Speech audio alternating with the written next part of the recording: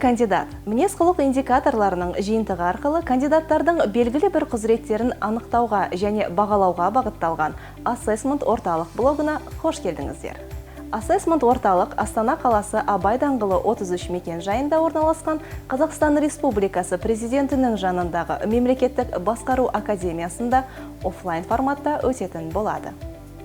Осы рәсімнен өту үшін жазылу 2023 жылғы 13 қазаннан бастап 15 қазан сағат 23:59-ға дейін ашық болады. Сіздерге ұсынылған нұсқалардың ішінен аталған рәсімнен өту күнін, уақытын және тілін таңдау керек. Сонымен қатар, іріктеу кезеңдері мен нәтижелері бөліміндегі нұсқаулықпен танысып шығуыңыз керек.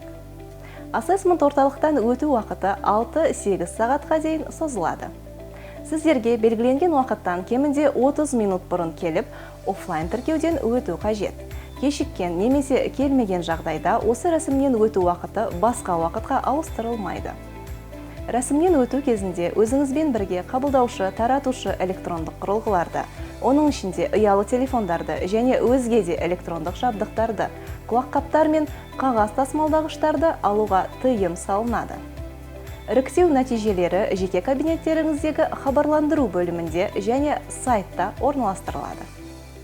Келесі, құзыреттер бойынша сұхбат блогына жіберілген кандидаттар SMS хабарламалар алады, сондай-ақ оларға жеке кабинеттеріне де хабарламалар жолданылады. Хабарлама алғаннан кейін келесі блокқа жазылу қажет. Сіздерге сәттілік тілейміз.